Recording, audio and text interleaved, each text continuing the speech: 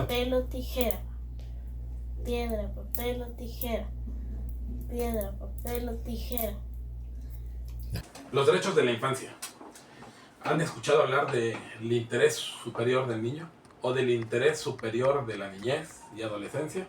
Pues bien, las autoridades jurisdiccionales contamos con un protocolo de actuación, precisamente para que se tutelen los derechos de las personitas, niños, niñas y adolescentes.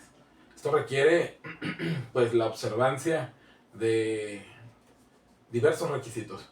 Vamos a hablar de la actuación de la autoridad en el desahogo de diligencias o en audiencias donde intervienen personas menores de edad.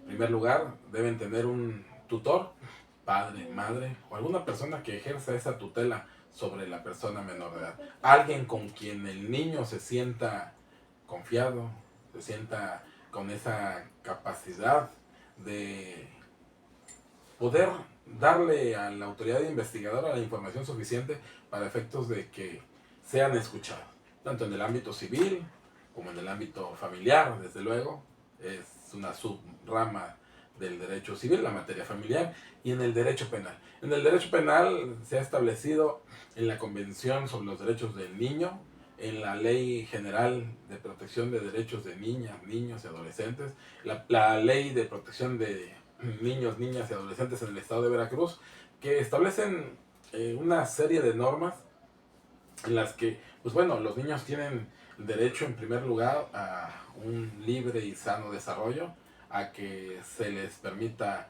tienen derecho a una familia, tienen derecho a la educación, tienen derecho a la salud, tienen derecho al juego, tienen derecho al libre y sano esparcimiento, ir al parque, tener ese tipo de convivencia con sus padres cuando estos están separados, entre otros derechos.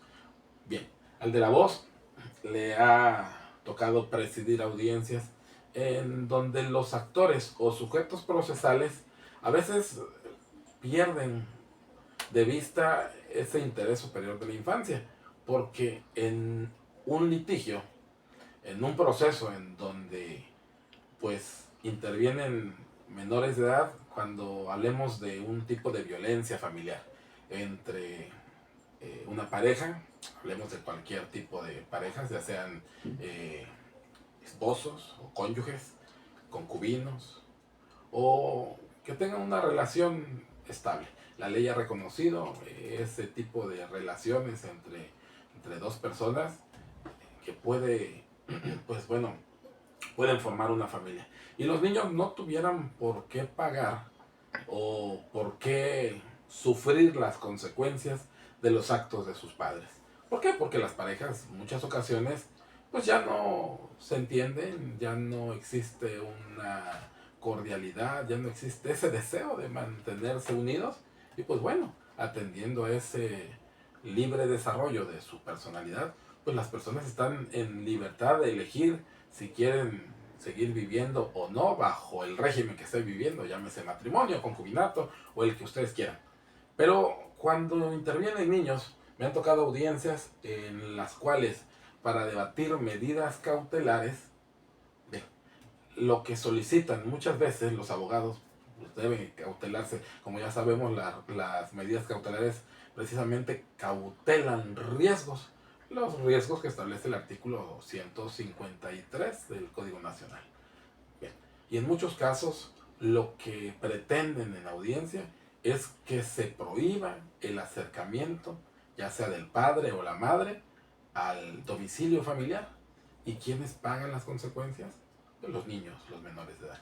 Yo creo que en esa parte debemos ser más conscientes, debemos tratar de ser más empáticos los juzgadores, porque el de la voz nunca ha estado de acuerdo en que por los errores de los adultos o por los problemas de los adultos que son dirimibles o que se someten a la jurisdicción de un tribunal, pues tengan que pagar los niños esas consecuencias. Y entonces ahí están los chiquitos, los niños, sin poder ver a sus padres, sin poder jugar con ellos, sin poder tener una sana convivencia. Y las medidas cautelares no se hicieron para eso. Las medidas cautelares se hicieron con otro fin.